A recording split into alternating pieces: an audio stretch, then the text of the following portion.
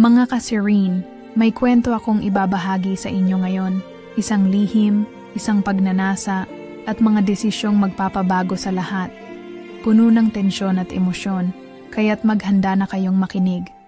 Let's dive into it, mga ka-Serene. Ako nga pala si Gia, isang sekretarya ng COE ng isang sikat na beauty product company. Hindi ko akalain na darating ako sa ganitong sitwasyon. Si Monica, ang boss ko, ay hindi lang basta CEO, siya rin ay isang babaeng puno ng lakas at confidence. Hindi ko maiwasang humanga sa kanya. Laging maganda, palaging fresh, at may aura ng isang taong hindi natatakot ipakita ang lahat ng kanyang nais. Nandyan siya, palaging buhay na buhay. Laging handa magsimula ng isang bagong kwento. At hindi ko alam kung bakit ako nahulog sa ganitong sitwasyon. Si Monica ay may isang personal na epekto sa akin. May mga araw na parang ako na ang nasa kanya, pero may mga araw din na parang ako'y nawawala lang sa background ng buhay niya. Minsan, tinatanong ko ang sarili ko kung anong nangyayari sa amin. Magkaibigan kami ni Monica. Hindi ko ito matatawag na malalim na relasyon, pero sa bawat gabi na magkasama kami, parang may ibang init na nararamdaman sa pagitan namin.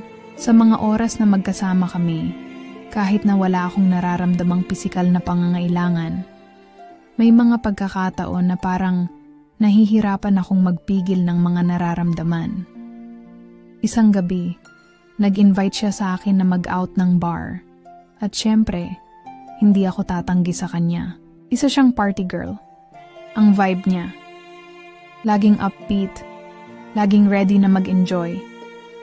Siya ang klase ng babae na kayang pasiglahin ang buong kwarto ng kanyang presensya. Hindi ko talaga alam kung anong iniisip ni Monica, kung anong mga nararamdaman niya. Pero alam ko, kahit papaano, naaapektuhan ako sa lahat ng nangyayari. Pagdating namin sa bar, dumiretso kami sa counter at agad nag-order ng drinks. Ang bar ay puno ng mga tao. Ang mga ilaw ay kumikislap sa bawat sulok. At ang tugtog ay nagsusulputan sa bawat hakbang ng buhay.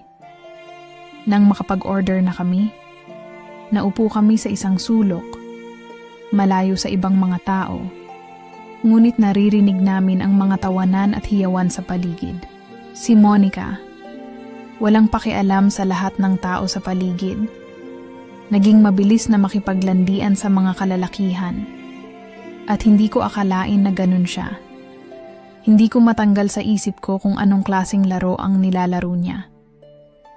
Alam ko na magkaibigan kami at nakasanayan ko na rin ang ganung mga vibes, pero may mga pagkakataon na tila may ibang nangyayari sa katawan ko. Dumating ang isang lalaki sa tabi namin at hindi ko alam kung anong nangyari. Pero parang lahat ng bagay sa paligid ko ay nawala ng sandaling iyon. Ang mata ni Monica ay kumikislap at ang mga labi niya ay ngumiti ng kaunti. Hindi ko maipaliwanag, pero may kakaibang init akong naramdaman. Si Anthony, ang lalaking pumasok sa buhay namin ng gabing iyon, ay may sarili niyang aura. Matangkad, gwapo, at may kakaibang kabighanian. Nais ko mang hindi, pero nahulog ang mga mata ko sa kanya. Nandyan na siya, at mula sa tingin ko pa lang, alam ko na magkaiba na kami ng landas. Ang katawan ko ay parang nahulog sa isang bangin ng nararamdaman.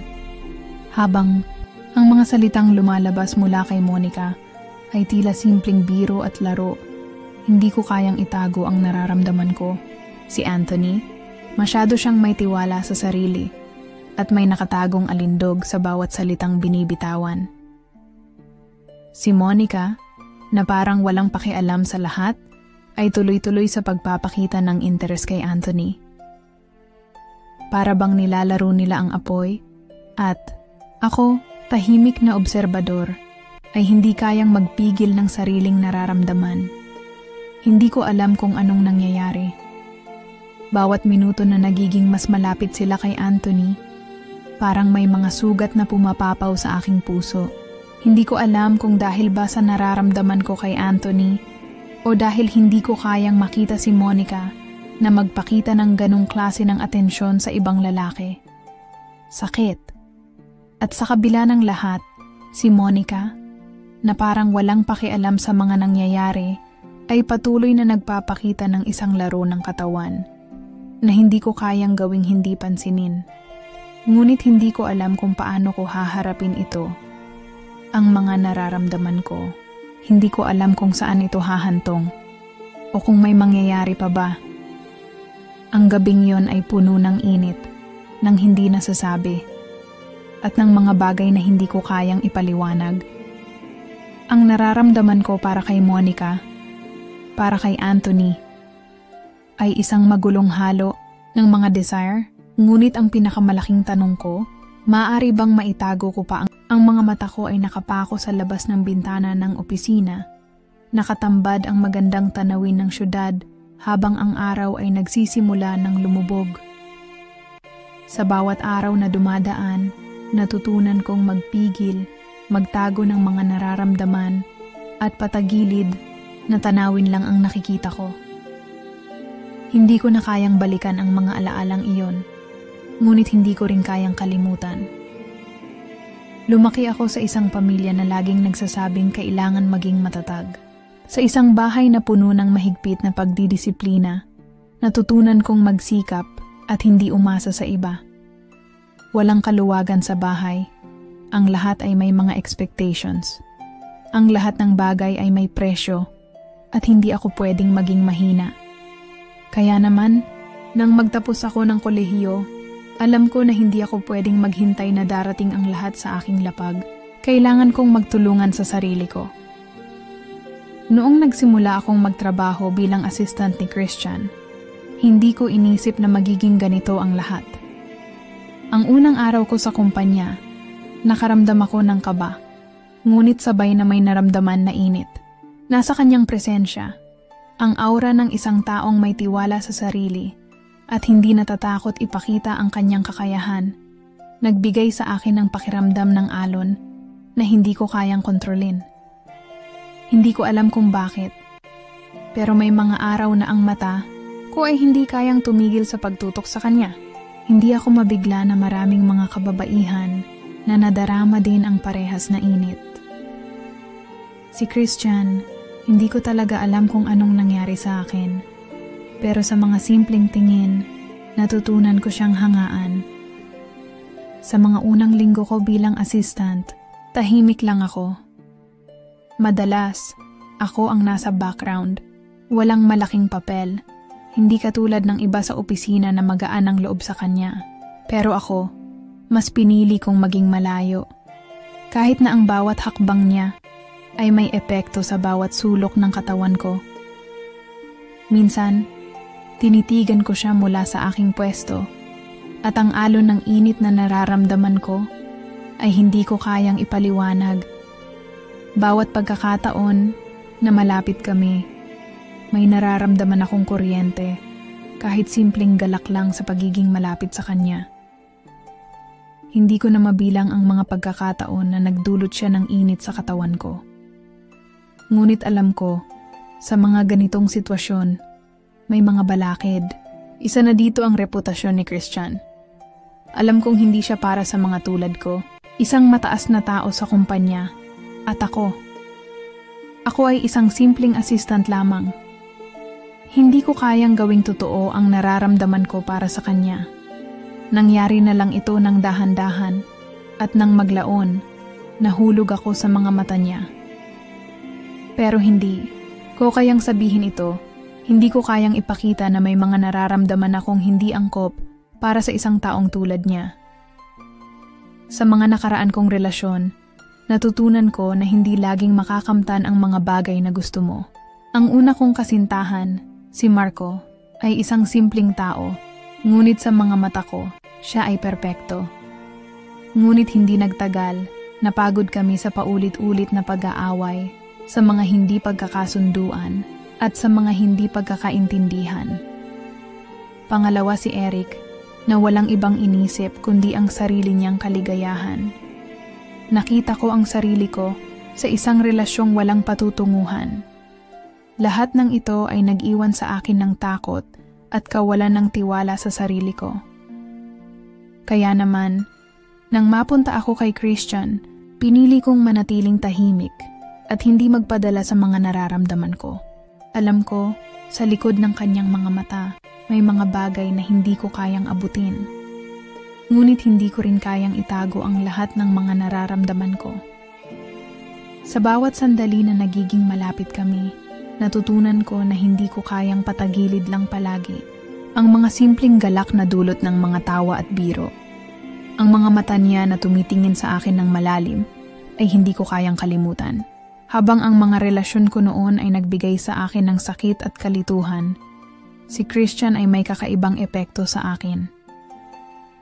Hindi ko alam kung ito ba ay isang laro, isang simpleng pagkahulog ng mata, o kung may dahilan talaga.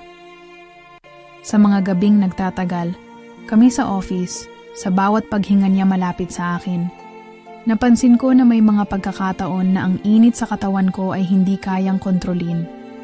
Sa mga sandaling iyon, alam ko na hindi ko kayang manatili sa aking lugar magpakailanman. Ngunit, hindi ko alam kung anong mangyayari. Hindi ko kayang ipakita ito. At alam kong may mga hangganan ako bilang assistant lang sa kanya. Ang mga mata ko, ang puso ko, ay hindi kayang patagilid lang sa ganitong estado. Ngunit sa kabila ng lahat, ang bawat kilos niya, ang bawat pakiramdam ko sa mga kamay niya na dumadampi sa katawan ko, ay nagiging isang mapait na tanawin na hindi ko kayang balikan. Ang bawat segundo ay parang isang matalim na salinlahi ng init at lamig habang ang mga mata namin ni Monica ay nagtatagpo. Alam ko na hindi na ito pwedeng balewalain pa at ramdam kong ang bawat segundo ng katahimikan ay may kargang katanungan. Hindi ko kayang magpigil ng nararamdaman ko. At sa wakas, kailangan kong ipaalam sa kanya kung gaano ako kaapekto sa mga nangyari. Monica, simula ko. Ang tinig ko ay may halong kaba at galit. Ngunit hindi ko kayang itago pa. Hindi ko na kayang magpigil. Hindi ko na kayang hindi magtanong. Ano bang ibig mong sabihin sa lahat ng nangyari kanina? Sa lahat ng tinginan niyo ni Anthony? Pati ako. Hindi ko na kayang itago ang nararamdaman ko. Hindi ko na kayang magpanggap. Dahil sa mga salitang binitiwan ko, napansin ko ang pag-angat ng kilay ni Monica. Hindi siya agad nakatugon. Ngunit, ang mga mata niyang kumikislap ng pagpapatawa at tamang pagpapalaban ay may halong pagka-amused. May mga pagkakataon sa buhay ko na ang galit ay nagsisilbing gabay, pero sa mga mata ni Monica, hindi ko kayang magpanggap. Alam ko sa bawat titig niya, may isang laro na bumabalot sa kanyang mga salita. Ilang beses ko bang sasabihin na hindi ko naman sinadya? Ang sabi niya, ang tono ng boses niya ay nakatago ang pagkasuya, ngunit may halong pananabik. It was just fun, Gia. Nothing serious. Alam ko naman na hindi ka magpapadala sa ganun lang. Habang nagsasalita siya, ang mga mata niyang tila naglalaro. Sumasalamin ang hindi matitinag na confidence na hindi ko kayang ihinto. Naramdaman ko ang init na mabilis na sumabog sa katawan ko. Hindi ko alam kung galit ba ako o kung nadarama ko ang lakas ng atraksyon na nakatago sa aking mga daliri. Ngunit hindi ko na kayang itago pa. May kaba at galit na nagsasama sa bawat salitang lumalabas mula sa aking mga labi. Huwag mong gawing biro to, Monica. Ang sabi ko. Ang tinig ko ay mas matalim at puno ng sakit. Hindi ko na kayang magpanggap na okay lang ako sa mga laro mo, sa mga tinginan niyo ni Anthony. Hindi mo ba alam na kahit paano, nasasaktan ako? Nag-uumapaw na ang init sa katawan ko at sa bawat salitang lumalabas sa aking bibig, parang may puwersang humahawak sa aking isipan at katawan. Parang walang katapusan ang nararamdaman kong hindi kayang ilabas. Ang aking mga nararamdaman na tila pumapaligid sa akin ng hindi ko kayang kontrolin. Hindi ko na kayang magsinungaling pa. Hindi ko na kayang magpanggap na hindi ko siya hinahanap, na hindi ko gusto siya. Monica, na karaniwan ay walang pakialam sa mga ganitong bagay, ay tila nagdalawang isip. Hindi na siya matapang tulad ng mga sandaling bumangon siya mula sa silya. Ang kilig na dulot ng init ng katawan ko ay hindi ko kayang itago.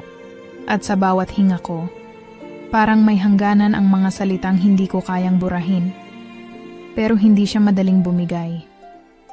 Ang mga mata niyang kumikislap, punong-puno ng alindog at pahiwatig ay tila may isang laro pa na hindi ko kayang iwaksi. So, you're telling me you've been feeling like this all along? Hindi mo lang tinanggap? Ang sabi niya, may malalim na kutob sa tinig. Ang tanong na iyon ay nagpapaalab ng damdamin ko. Hindi ko kayang sagutin agad. Ang lahat ng ito ay tila isang laro na hindi ko kayang sagutin ng mabilis. Ang mga galit na nararamdaman ko ay nagiging magkahalong atraksyon at sakit. Hindi ko na kayang itago ang mga tanong na bumabalot sa aking isipan. Pati ikaw, Monica, ang labo mo. Nandyan na siya, and I can see how much he's into you. Pero bakit? Nagpatuloy ako, ang mga salitang parang may mga paltos na sa aking dila. Bakit parang hindi kita kayang iwanan, kahit na ayaw ko ng lahat ng ito? Natahimik si Monica. Hindi ko alam kung ano ang iniisip niya, pero ang mga mata niyang naglalaman ng maraming lihim ay nagsabi ng mas malalim na kwento. May mga pagkakataon na parang gustong bumangon ang katotohanan, ngunit siya, sa kabila ng lahat ng laro, ay hindi matitinag. Sa kabila ng lahat ng nararamdaman ko, siya ay naroroon pa rin, nakatago ang mga pahiwatig sa kanyang mga labi. Isang matalim na hinga ang binitiwan niya at may malandi niyang ngiti. Don't act so surprised, Gia, ang sabi niyang malandi. You knew what you were getting into. Dahil sa mga salitang iyon, pakiramdam ko ay nahulog na ako sa isang walang katapusang bilog nang hindi ko kayang kontrolin. Ang lahat ng nararamdaman ko, ang init, ang pananabik, ay nagsanib sa isang laro na wala akong kakayahang pigilan. At sa mga susunod na minuto, alam ko na hindi na kami muling ang hangin sa opisina ay tila nagiging mabigat. Bawat galaw at titig ay may kargang tensyon. Matapos ang matinding pag-uusap namin ni Monica, parang ang lahat ng bagay ay nagbago. Hindi na kami tulad ng dati. Dati, madalas kaming magkasama, magkausap at magbiro. Ngayon, ang bawat sandali na magkasama kami, tila may hindi nakikitang pader sa pagitan namin. Hindi ko matanggal sa isip ko ang mga larawan ng kanya at ni Anthony na magkasama, ang paraan ng kanilang mga mata na nagtagpo, at ang mga galak na hindi ko naranasan.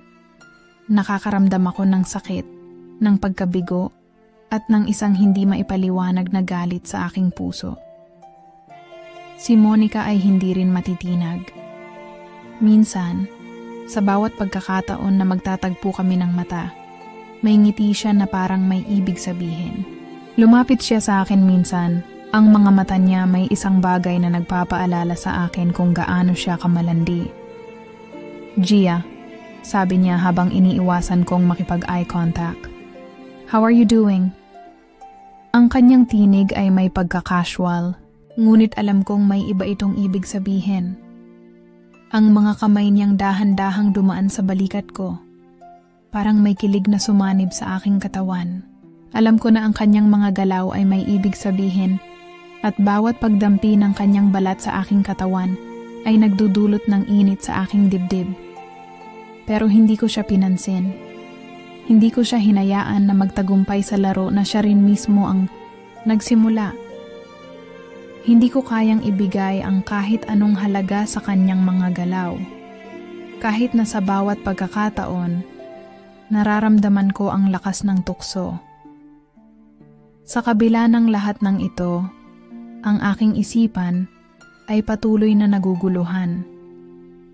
Hindi ko maiwasang magtaka kung anong meron si Anthony sa akin. Ang mga oras na magkasama kami, tila ba may pagkakonti lang ang naging halaga para sa kanya. Kung totoo ang nararamdaman ko, siguro'y hindi siya magiging ganoon kay Monica.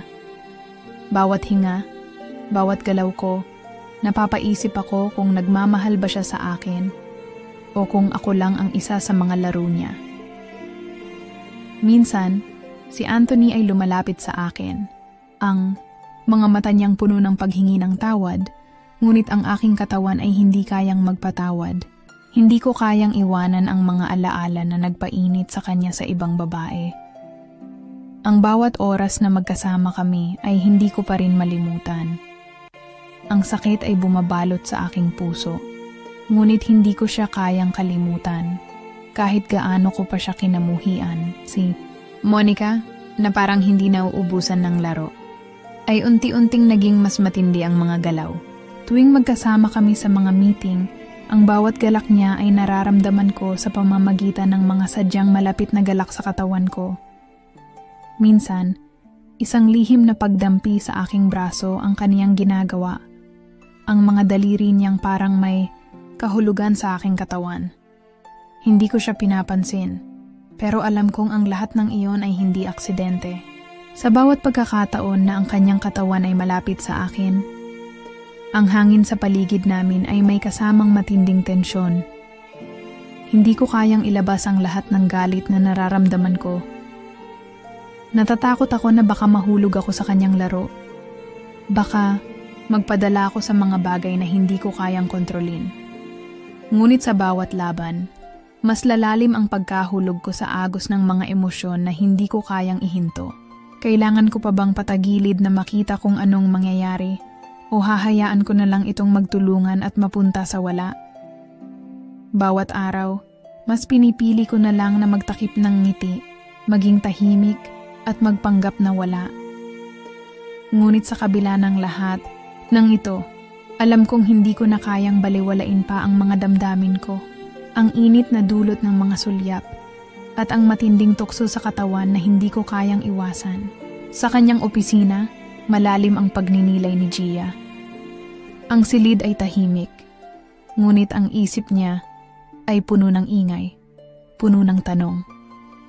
Nagmumuni-muni siya sa mga nangyari, sa gabi sa bar, kay Monica, kay Anthony. Pero sa mga tanong na tumatakbo sa isip niya, may isa na hindi niya kayang iwasan. Paano siya nakapasok sa ganitong laro? Hindi lang siya galit. May ibang pakiramdam na sumasakit. Parang apoy na kumakalat sa katawan niya. Init ng pagnanasa na hindi kayang iwasan. At ang matinding sakit ng pagtataksil. Minsan, sa mga sandaling iyon nauurong siya. Ang katawan niya ay tila may sariling kalooban, sumasabog sa matinding pagnanasa na hindi kayang kontrolin. Ang mga alaala ng gabing magkasama si Monica at si Anthony ay hindi na natatanggal sa kanyang isipan. Pero may ibang bagay na nakatago sa likod ng mga emosyon na iyon. Ang sarili niyang katawan, ang kanyang reaksyon kay Monica, na hindi niya kayang itanggi. Tinutukso siya ni Monica, ginagawa niyang mahirap pakawalan, at may mga sandali na parang nahihirapan siya. Ngunit sa bawat galak na iyon, may kasamang pagnanasa. Isang mainit na kilig ang dumadaloy mula sa kanyang tiyan, pataas hanggang sa kanyang dibdib. Hindi niya kayang itanggi ang kagustuhan niyang maramdaman ito, maranasan ang mga galak at pagnanasa na dulot ng bawat galak ni Monica. Tinutukso siya ni Monica at iniisip ni Gia kung paano siya nahulog sa ganitong kalituhan. Alam niyang may malalim na pagnanasa sa katawan niya na si Monica ay may kakaibang kapangyarihan sa kanya. Hindi pa ito ganito noon. Hindi niya akalain na magiging ganito siya. Nahulog sa isang mundo ng mga ilusyon, ng hindi matitinag na mga atraksyon na nagiging masalimuot. Si Monica ay may kakaibang uri ng pagkakaakit at hindi niya kayang itanggi na siya rin ay nahulog sa kanyang mga kamay. Ang mga mata ni Monica, ang bawat galak sa kanyang mga galaw, ang mga halakhak niya, lahat ng iyon ay parang sumasabog sa isip ni Gia. Kahit na ang galit at pagkabigo sa pagkatalo ay nararamdaman, may isang malupit na tanong na patuloy na nagiging mas matindi. Bakit ba siya nahulog? Bakit hindi siya makapagpigil? Ang katawan niya, ang init ng bawat ugnayan na nararamdaman niya. Ang lahat ng iyon ay hindi basta-basta malilimutan. Si Monica, sa kanyang mga kilos at galak, ay isang laban na hindi kayang iwasan ni Gia. Habang tinatanaw niya ang kanyang sarili, sa harap ng salamin isang malalim na kalituhan ang sumik sa kanya. Ang mata niyang kumikislap ay hindi lang dulot ng sakit. May kasamang kuryente, isang bagay na matagal nang naroroon. Kung tatanungin siya, baka hindi pa rin niya kayang tanggapin na siya ay naguguluhan sa pagitan ng isang pagsinta kay Anthony at ang isang relasyon na hindi siya pinapayagan. Ngunit sa kabila ng lahat ng ito, isang bagay ang malinaw. Mas malakas na ang pagnanasa niya kay Monica kaysa sa iniisip niyang masimpleng galit. Hindi na siya sigurado kung kaya niya pang patagilid na alisin ang lahat ng nararamdaman. Ang katawan niya ay nawawala sa kontrol. Ang init ay patuloy na nagsusulpot. Para bang siya ay nalulunod sa isang alon ng tukso at pagkakasala na hindi niya kayang salungatin. Si Monica, ang walang pakialam na babae, ay may paraan ng pag-apekto sa kanya na hindi na natatanggal. Napansin niyang parang nahulog na siya sa isang masalimuot na mundo.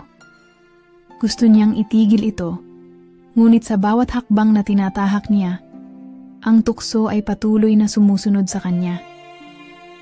Ang sakit at pagnanasa ay nagiging isang salungatan sa kanyang puso. Ang pagnanais na makawala at ang hindi kayang pigilin ng init na patuloy na dumarami.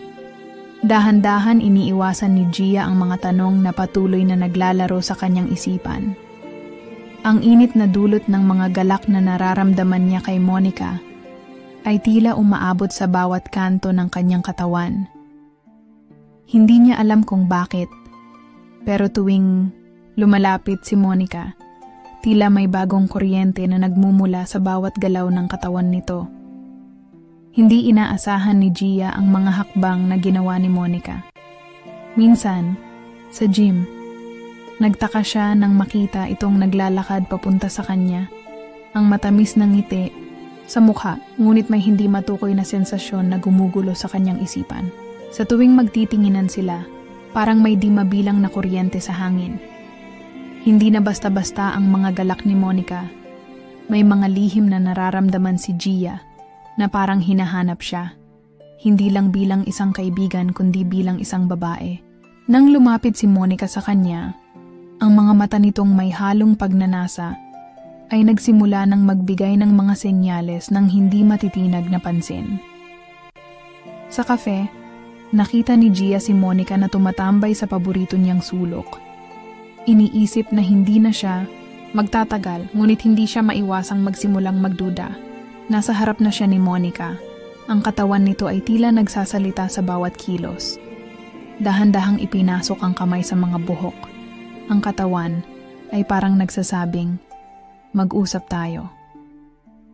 Hindi pa siya handa sa lahat ng iyon, ngunit hindi na niya kayang hindi mag-isip. Pati sa trabaho, ang presensya ni Monica ay nagiging hindi maiiwasan. Laging dumaraan sa kanyang cubicle, may mga pagkakataong naiipit ang kanilang katawan habang nagkakasalubong. Hindi maiiwasang mangyari ito. Minsan, tinatamaan ng balikat niya o ang mga kamay ni Monica ay dumikit sa likod niya nang hindi sinasadya. Ang bawat sulok ng katawan ni Gia ay naglalabas ng kuryente sa bawat ugnayan. Iniiwasan ni Gia ang matinding reaksyon sa katawan, ngunit ang puso niya ay bumibilis sa bawat hakbang ng kanilang pagkikita. Ang mga galak na dulot ni Monica ay tila may epekto sa kanya at hindi na niya kayang labanan pa. Ang dating pagkakaibigan nila ay nagiging isang mapangakit na laro at si Monica ang tila nagmamanipula ng bawat galaw. Hindi maitatanggi, si Monica ay naglalaro ng mapanganib na laro. Isang laro na punong-puno ng pagsisisi at pagnanasa. Ang mga galak na dulot ng kanyang mga mata at kilos ay tila hindi nagtatapos. At si Gia ay dahan-dahang naguguluhan. Ang mga alingawngaw ng pagkatalo at sakit ay nagiging unti-unting pagsang-ayon na maramdaman ito. Ang kanyang katawan ay kumikilos ng may sariling galak at paghahangad na mahulog ulit sa mga kamay ni Monica. Ngunit ang bawat sandali ng kaligayahan ay may kalakip na takot at pangamba. Ngunit paano na si Gia? Saan siya pupunta? Minsan naiisip, niya baka si Monica ay nagsisisi lang o baka talaga ito ang nais ni Monica mula sa simula.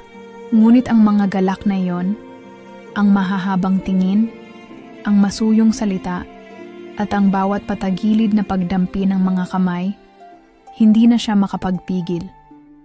Hindi na siya sigurado kung ano ang nais niya. Ngunit ang katawan niyang may masidhing pagnanasa ay hindi na matitinag. Ang huling piraso ng galit na tinatago niya ay unti-unting nawawala sa mga galak at tanong ni Monica. Laging may tanong sa kanyang isipan. Kung magpapadala siya, magiging ganito ba sila? Ang tanong na hindi matanggal. Pwede pa bang magbago ang lahat? O sila na lang ba ang maglalaro sa isa't isa hanggang sa mawalan ng kabuluhan? Pero sa bawat pagkakataon na ang mga mata ni Monica ay tumitingin sa kanya ng malalim, natutuklasan ni Gia ang sarili niyang kahinaan. Hindi siya handa sa kung anuman ang hinaharap, ngunit para sa unang pagkakataon, pinili niyang tanggapin na wala ng kaligtasan sa lahat ng nararamdaman niyang pagnanasa. Ang gabi ng pinakamataas na tensyon ay dumating. Ang hangin ay mabigat sa paligid, punong-puno ng mga hindi nasabi, hindi napansin, at hindi inaasahang damdamin. Gia, na naglalakad palayo mula sa kanyang cubicle, ay naramdaman na parang ang bawat hakbang niya ay mas mabigat, mas puno ng dalang emosyon.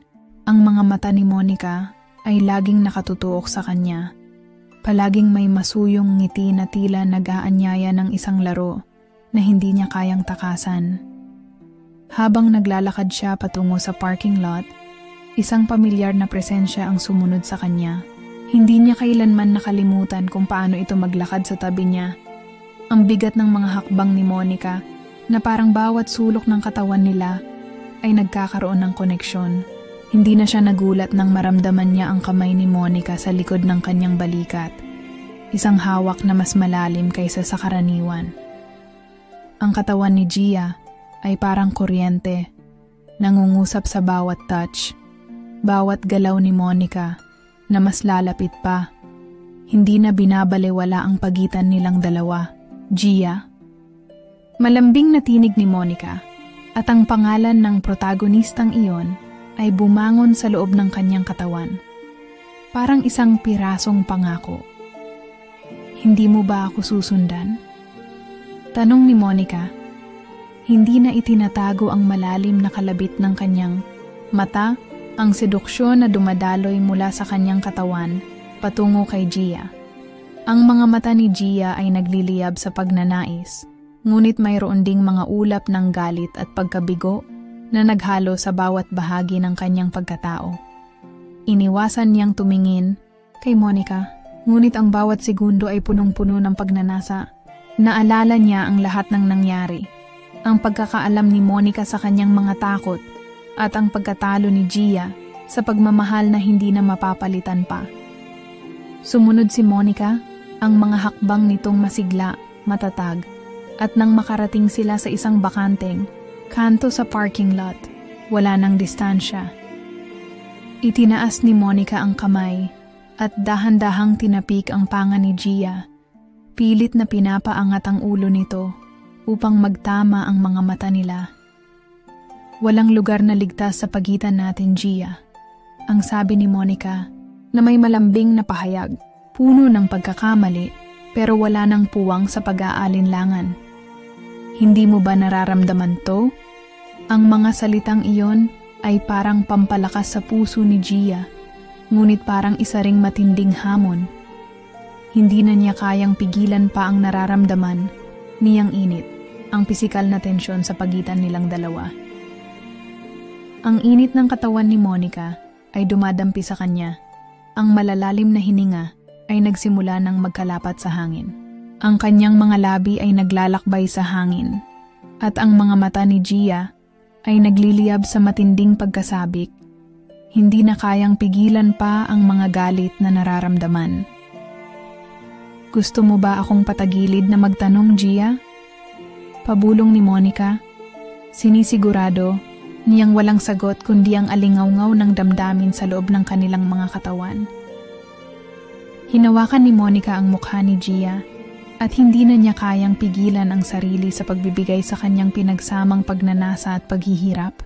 Bawat paghinga ni Gia ay nagiging isang halinghing ng takot at pangarap, na tila kumokontrol na sa kanya ang init ng kanilang katawan na hindi alam kung saan papunta.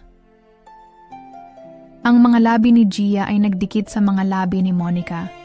Unti-unti, mahina, ngunit puno ng kahulugan. Sa simula, hindi sigurado si Gia, pero sa bawat sensasyon na dumaloy sa kanya, natutunan niyang tanggapin ang pagnanasa, ang sakit, at ang lahat ng hindi nasabi. Hindi na siya makagalaw ng tama. At ang mundo sa paligid nila ay napakadilim, puno ng panginginig at tensyon. Tanging sila lang dalawa ang naroroon sa kaisipan ni Gia. Ang bawat kilig ay nagiging mas malupit, mas malalim, at mas matindi. Ito na ang mga sandali na magpapasya kung saan ang pagnanasa ay hindi na maiiwasan.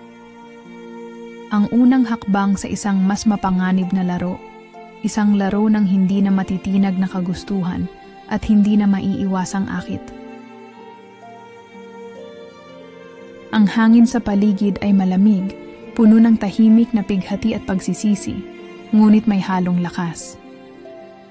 Mabilis ang mga hakbang ni Gia, bawat galaw niya ay puno ng tapang at determinasyon.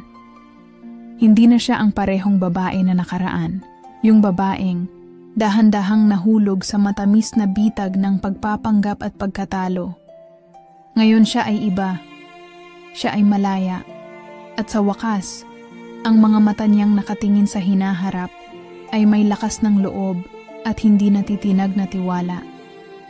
Matapos ang mga linggong puno ng tensyon, may mga bagay na tila naaalis sa kanya. Sa mga mata ni Monica, naramdaman niyang hindi na siya nakokontrol. Si Monica, na palaging may kasamang kapangyarihan sa bawat kilos, ay hindi na nakatingin sa kanya tulad ng dati. Ang mga mata ni Monica ay puno ng pagsisisi, ngunit may pagkaamoy ng pagkatalo.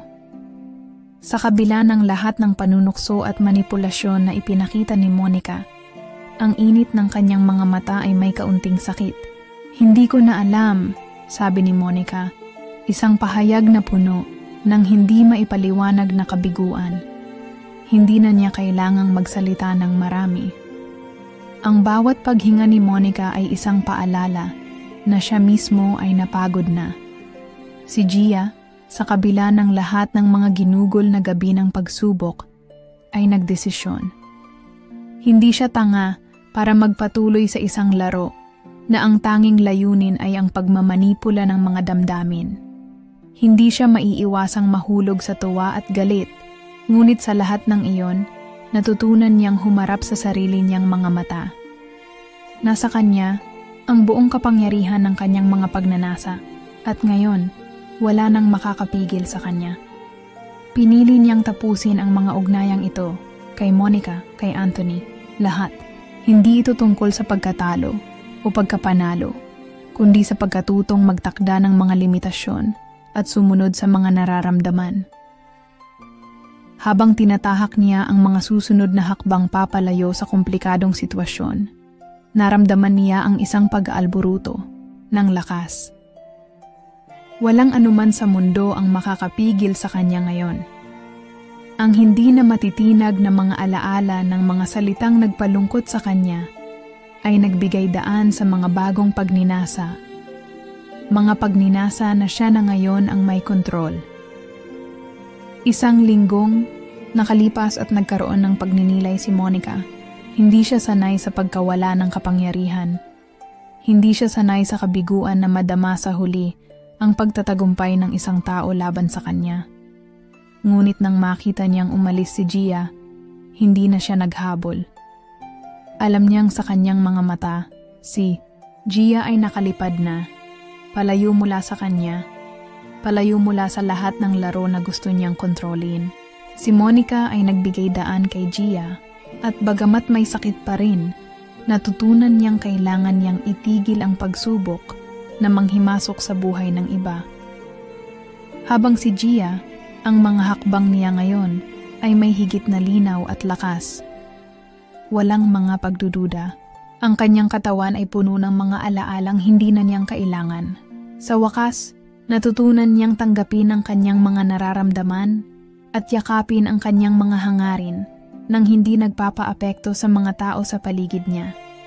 Tinanggap niya ang lahat ng sakit at ang init ng pagmamahal na siya lamang ang nagkontrol. Wala nang back and forth. Wala nang pag-aalangan. Ngayon, siya ay malaya. Hindi na isang pawn sa isang laro ng seduksyon at pagpapalandi.